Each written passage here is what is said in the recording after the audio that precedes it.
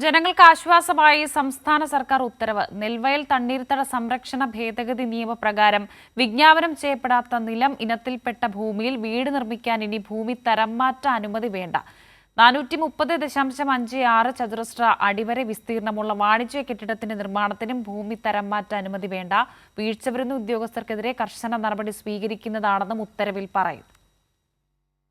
വീടില്ലാത്തൊരു കുടുംബം സ്വന്തം ആവശ്യത്തിന് വീട് വെക്കാൻ ഡാറ്റാ ബാങ്കിൽപ്പെട്ടാലും നെൽവയൽ തണ്ണീർത്തട പരിധിയിൽപ്പെട്ടാലും ഗ്രാമപഞ്ചായത്തിൽ 10 സെന്റും നഗരത്തിൽ 5 സെന്റും സ്ഥലത്ത് വീട് വെക്കാൻ അനുമതി നൽകുക എന്നത് എല്ലാ ഉദ്യോഗസ്ഥരും ചെയ്യേണ്ട കാര്യം. തദ്ദേശ ഭരണ സ്ഥാപനങ്ങളിലെ ഉദ്യോഗസ്ഥർ പ്രത്യേകം ശ്രദ്ധിക്കേണ്ട കാര്യമാണ്. ഇത് അവരെ മടക്കാൻ പാടില്ല. ഓരോ കാരണവും പറഞ്ഞ് മടക്കലാണ് തങ്ങളുടെ ഉത്തരവാദിത്വം എന്ന് കരുതാൻ പാടില്ല.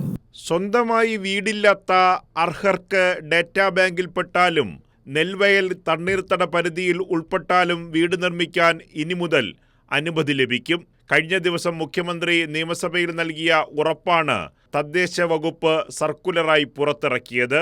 സാധാരണക്കാർക്ക് വലിയ ആശ്വാസമാകുന്നതാണ് സർക്കാരിന്റെ വിജ്ഞാപനം. 10 സെന്റ് വിസ്തൃതിയുള്ള ഭൂമിയിൽ 1291.67 ചതുരശ്ര അടി വിസ്തീർണമുള്ള വീട് നിർമ്മിക്കുന്നതിനും പരമാവധി 5 സെന്റ് വിസ്തൃതിയുള്ള ഭൂമിയിൽ 430.56 ചതുരശ്ര അടി വരെ വിസ്തീർണമുള്ള വാണിജ്യ കെട്ടിടത്തിന്റെ നിർമ്മാണത്തിനും ഭൂമി തരംമാറ്റ അനുമതി ഇനി മുതൽ വേണ്ട. ഈ ആനുകൂല്യം ഒരിക്കൽ മാത്രമേ ലഭ്യമാകൂ. അപേക്ഷകൾ സ്വീകരിക്കാതെയും വസ്തുതകൾ മനസ്സിലാക്കാതെയും ഉദ്യോഗസ്ഥർ വരുത്തുന്ന കാലതാമസം കാരണം ലൈഫ് ഗുണഭോക്താക്കളടക്കം നിരവധി പേരാണ് ബുദ്ധിമുട്ട് അനുഭവിക്കുന്നത്. ഇത് ഉദ്യോഗസ്ഥ തലത്തിൽ വരുത്തുന്ന ഗുരുതരമായ അനാസ്ഥയായി മാത്രമേ കാണാൻ കഴിയൂവെന്നാണ് സർക്കാർ വിലയിരുത്തൽ. അതിനാൽ തദ്ദേശ സ്വയംഭരണ സ്ഥാപനത്തിൽ നിന്ന് പെർമിറ്റിന് അപേക്ഷിക്കുമ്പോൾ യാതൊരു കാരണവശാലും തരംമാറ്റ അനുമതി ആവശ്യപ്പെടാൻ പാടില്ലെന്നാണ് സർക്കാരിന്റെ കർശന നിർദ്ദേശം. നിലവിൽ തദ്ദേശ സ്ഥാപനങ്ങളിലെ ഈ ആനുകൂല്യം ലഭ്യമായ എല്ലാ അപേക്ഷകളും 28-ന് മുൻപായി തീർപ്പാക്കണം.